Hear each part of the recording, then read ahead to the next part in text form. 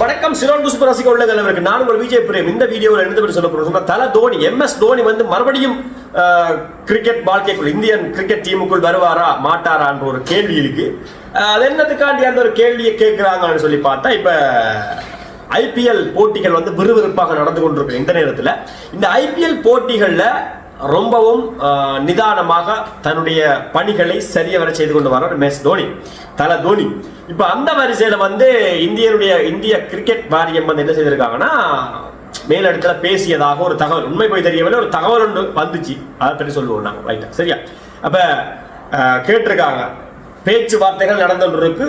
நடக்க போற T20 2020 world cup, உலகக்கிண்ண 2020 போட்டியில் மகேந்திர சிங் தோனியை வந்து ஆட வைப்பதற்காக ஒரு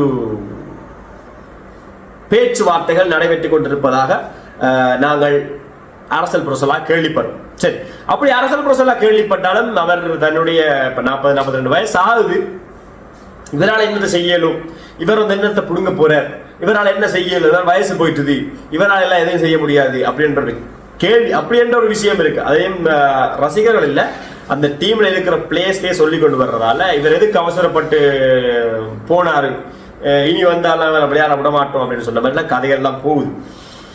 அப்ப தல தோனியும் இருக்காரு, அதே மாதிரி தினேஷ் கார்த்திக்கும் ஒரு பக்கத்துல இருக்காரு. தினேஷ் கார்த்திக் செம்மையா பெர்ஃபார்ம் கொடுத்துட்டு வர, தோனியை விட இல்லை அப்படி சொல்லலாம், சரியா? ரெண்டு பேரும் விக்கெட் கீப்பிங்ல இருக்காங்க, ரெண்டு பேரும் நல்ல பேட்ஸ்மேனா இருக்காங்க. அப்ப யார் உள்ளக வருவாங்க வரமாட்டாங்கன்ற ஒரு கேள்வி இருக்கு, யாரை வெளியே கொண்டு போறன்ற ஒரு கேள்வியும் இருக்கு. அப்படி பார்த்தால் இப்ப மும்பை இந்தியன்ஸ் அணியில வந்துட்டு ரோஹித் சர்மாவை தூக்கிட்டு திடீரென்று ஹர்திக் பாண்டியாவை கேப்டனா போட்டாங்க, அணி தலைவரா போட்டாங்கல்ல. போட்டதுக்கு அப்புறமா எல்லாருமே சேர்ந்து எப்படி ஹர்திக் பாண்டியாவை நாங்கெல்லாம் அவரை வந்து ஹேட் பண்ணிடுமோ அவ்வளவு தூரத்துக்கு நாங்கெல்லாம் ஹேட் பண்ணோம். மும்பை இந்தியன்ஸ் அணியை பிடிக்கலனாலும் நம்முடைய ரோஹித் சர்மா ஹிட்மேனுக்காக நாங்க பாக்குறது வளமை.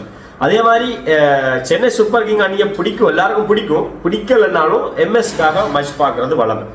அப்படி இருக்கக்குள்ள இப்ப தகவல் இதுதான், என்னன்னா தினேஷ் கார்த்திக்க வந்து அணிக்குள்ள எடுக்கிறதாகவும் அதுக்கான பேச்சுவார்த்தை நடக்கிறதாகவும் அவரோட அதிரடிகளை வந்து விரும்புறதாகவும் தகவல்கள் சொல்லிக் கொண்டு வராங்க. சரி, அது ஓகே, வெரி குட், நல்ல ஒரு சந்தர்ப்பம், தமிழனுக்கு ஒரு சந்தர்ப்பம், வேர்ல்ட் கப் T20 போட்டியில் ஆடுறதுக்கு ஒரு சந்தர்ப்பம் கிடைக்கட்டும், வாழ்த்துக்கள். ஆனால் மகேந்திர சிங் தோனியை மறுபடியும் டீமுக்குள்ள எடுக்கிறதுக்கு கதைகள் நடந்து கொண்டிருக்கிறதாக அரசல் புரசலா கதை வருது. அவ்வாறு ஒரு சந்தர்ப்பம் கிடைத்தால் MS வந்து மறுபடியும் இந்தியன் டீமுக்குள்ள விளையாடுவாரா மாட்டாரா அப்படின்னு சொல்லி ஒரு கேள்வியும் இருக்கு, சரியா? சரி, அவர் விளையாடுறாரா இல்லையோ அது ஒரு பக்கம் இருக்கட்டும். இப்ப அடுத்த T20 போட்டிக்கு வந்து கேப்டன் தலைமை பொறுப்புல இருக்க போறவர் எங்களுடைய ஹிட்மேன் ரோஹித் சர்மா. அப்படி ரோஹித் சர்மா தலைமை பதவியை வகித்தால் அவர் சொன்ன விஷயம் என்னன்னா, நான் தினேஷ் கார்த்திகை ஆட விட்டாலும் விடுவனை தவிர MS தோனியை நான் வந்து 2020 போட்டியில் ஆட வைப்பதற்கு சம்மதிக்க மாட்டேன் அப்படின்ற மாதிரி ஒரு கதையை சொல்லியிருக்கேன். இப்ப ரோஹித் சர்மாவை கேப்டன்ஷிப்ல இருந்து தூக்கினதுக்காக ஹர்திக் பாண்டியா எவ்வளவு தூரத்துக்கு வச்சு செஞ்சோம் எல்லாரும், நான் நிறைய மீம்ஸ்ல போட்டேன்.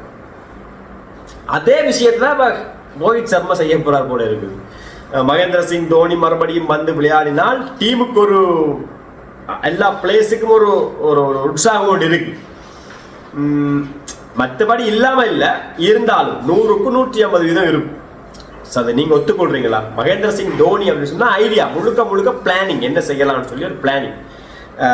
இப்ப இந்த ஒரு கருத்துக்கு பிறகு மகேந்திர சிங், அதாவது எங்களுடைய தலை வந்து கிரிக்கெட்ல வந்து விளையாடுவாரா மாட்டாரான்ற ஒரு ரீதி இருக்கு. இதெல்லாம் வந்து சொல்லக்கூடாது இல்ல, எல்லாம் எப்படி சொல்றது, அவர் வந்தா நான் விளையாட விட மாட்டேன் அப்படின்லாம் சொல்லக்கூடாது. அவர் வந்தாரா அவரா விளையாடட்டும், அவர் டீம்ல இருந்தாலே போதாரா, பந்து 6 6 அடிக்க தேவையில்லை, 100 ரன் அடிக்க தேவையில்லை. அந்த அணியில MS இருந்தாலே அந்த அணிக்கு பெருமையும் அந்த அணிக்கு ஒரு உற்சாகமும் இருக்கிறது எங்களுக்கு தெரியும். ஆனா இப்ப ரோஹித் சர்மாவோட கருத்து உண்மையா பொய்யா அது தெரியாது. ஆனால் இந்திய கிரிக்கெட் வாரியம் வந்து பேச்சுவார்த்தை நடத்தி கொண்டிருக்கிற விஷயம் உண்மை. வேர்ல்ட் 2020 போட்டியில மகேந்திர சிங் தோனியை நாங்க களமிறக்கிறோம். அதே மாதிரி இப்ப தினேஷ் கார்த்திக்கும் உள்ள வந்துட்டார், அதை செலக்ட் பண்ணியாச்சு. அன்னைக்கு ஒரு மச்சில கூட ரோஹித் சர்மா சொன்னார், அப்படி கைதட்டி 2020 வேர்ல்ட் கப்பில் நான் உள்ளுக்கு வந்துட்டேன் அப்படின்னு சொன்ன மாதிரி இருந்துச்சு. வாழ்த்துக்கள் தினேஷ் கார்த்திக். பார்க்கலாம். எம்எஸ் வந்து விளையாடினாருன்னா பெருமை, விளையாடினாருன்னா உற்சாகம் எல்லாமே இருக்கும். அடுத்தடுத்த சிஎஸ்கே போட்டிகள் வரப்போது. அன்னைக்கு சிஎஸ்கே வந்து படுதோல்வியை தந்துட்டாங்க, எதிர்பார்க்காத விதமான ஒரு தோல்வி. நான் கூட உட்கார்ந்துருந்து பார்த்துட்டு அரவாசியர் டிவி ஓப்பன் படுத்துட்டேன். காலையில் ஹைலைட் பார்த்தா தான் தெரியுது லக்னோ வந்து நல்லா பெர்ஃபார்ம் பண்ணி நல்லா அடி கொடுத்துட்டாங்க சிஎஸ்கேக்கு. அடியை கொடுத்து அவங்க வந்துட்டாங்க. பாப்போம், இந்த முறை ஐபிஎல்ல வந்து எதிர்பாருங்கன்ற மாதிரி எல்லா அணியும் சாறு மாற அடிச்சுக்கிட்டு வராங்க. செம்ம அடி போட்டு சன்ரைசர்ஸ் வந்து வேற லெவல், சொல்லவே தேவையில்லை. ரோஹித் சர்மா அதை விட ஆத்தே என்ன கடவுளை யாரா இவங்க இல்லை யாரா நீங்களாம் அப்படின்ற மாதிரி வந்து ரொம்ப ரொம்ப ரொம்ப சூப்பரா வந்து டான்ஸ் மூமெண்டோட போயிட்டு இருக்கு நம்மளுடைய கிரிக்கெட். ஓகே, எம்எஸ் தோனி தலை வேற லெவல். அவர் வந்துட்டாருன்னா அணிக்கே பெருமை, அணிக்கு உற்சாகம். விளையாட வந்தா இப்ப ரசிகர்களா எங்களுடைய கருத்து என்னன்னா, எம்எஸ் வந்து விளையாட ஓகே ஒத்துக்கொண்டாருன்னா கண்டிப்பா அவரை வந்து விளையாட விடுங்கப்பா அப்படின்னு சொல்லிட்டு தான் நான் உங்களை கேட்கறது. இந்த வீடியோ உங்களுக்கு பிடிச்சிருந்தா லைக் பண்ணுங்க, கமெண்ட் பண்ணுங்க, சப்ஸ்கிரைப் பண்ணுங்கன்னு சொல்லிக்கொண்டு விடைபெறுகிறேன். விடைபெறுவது உங்கள் நண்பன் விஜய் பிரேம். ரொம்ப நன்றி, வணக்கம்.